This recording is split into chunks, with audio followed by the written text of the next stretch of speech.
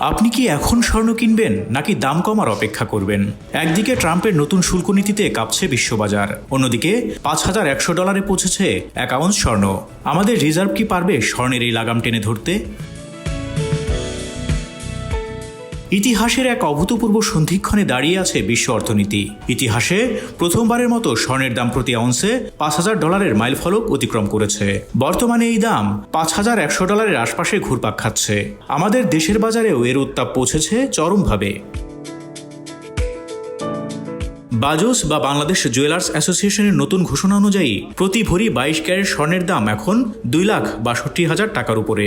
এই অস্থির সময়ে আপনাদের মনে একটি বড় প্রশ্ন উকি দিচ্ছে, দেশের ডলার রিজার্ভ যদি ঘুরে দাঁড়ায় তবে কি স্বর্ণের এই আকাশচুম্বী দাম কমবে?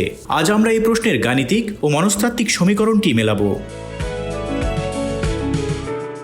প্রথমেই আমাদের বুঝতে হবে বাংলাদেশে স্বর্ণের দাম কিভাবে নির্ধারিত হয়। এটি মূলত একটি দ্বিমুখী সমীকরণ। একদিকে আছে আন্তর্জাতিক বাজারে স্বর্ণের ডলার মূল্য, আর অন্যদিকে আছে আমাদের স্থানীয় বাজারে ডলারের বিপরীতে টাকার বিনিময় হার। যদি আমাদের ডলার রিজার্ভ শক্তিশালী হয় এবং ডলারের সরবরাহ বাড়ে, তবে স্বাভাবিকভাবেই টাকার মান শক্তিশালী হবে। ধরুন বর্তমানে $1 কিনতে আমাদের 120 টাকা লাগছে, কিন্তু রিজার্ভ বাড়লে সেটি যদি 110 টাকায় নেমে আসে, তবে আন্তর্জাতিক বাজারে স্বর্ণের দাম অপরিবর্তিত থাকলেও বাংলাদেশে স্বর্ণের দাম ভরি প্রতি কয়েক হাজার টাকা কমে যাবে। এছাড়া রিজার্ভ ভালো থাকলে আমদানিকারকরা সহজেই এলসি বা ঋণপত্র খুলতে পারেন। বাজারে স্বর্ণের যোগান বাড়লে তখন কৃত্রিম সংকট বা অতিরিক্ত প্রিমিয়াম চার্জ কমে আসে, যা সাধারণ ক্রেতাদের জন্য স্বস্তির কারণ হতে পারে। কিন্তু মুদ্রার উল্টো পিঠটিও আমাদের দেখতে হবে।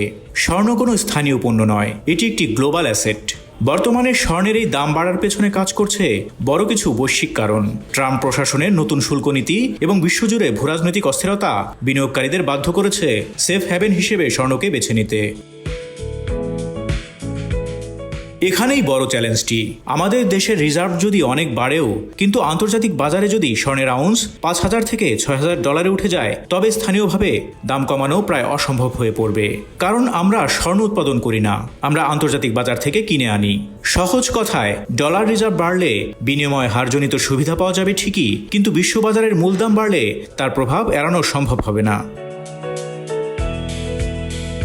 তাহলে আমরা কি সিদ্ধান্তে আসতে পারি? ডলার রিজার্ভ ঘুরে দাঁড়ালে স্বর্ণের দামের যে অস্বাভাবিক লাভ বা অস্থিরতা আমরা দেখছি তা অনেকটাই থিতিয়ে আসবে। টাকা শক্তিশালী হলে আন্তর্জাতিক দামের তীব্রতা আমরা কিছুটা কম অনুভব করব। তবে মনে রাখবেন, বর্তমান বিশ্ব অর্থনৈতিক পরিস্থিতিতে স্বর্ণ এখন আর কেবল অলংকার নয়, এটি একটি শক্তিশালী মুদ্রা। তাই বড় কোনো বৈশ্বিক রাজনৈতিক সমঝোতা না হওয়া পর্যন্ত আন্তর্জাতিক বাজারে বড় ধসের সম্ভাবনা ক্ষীণ।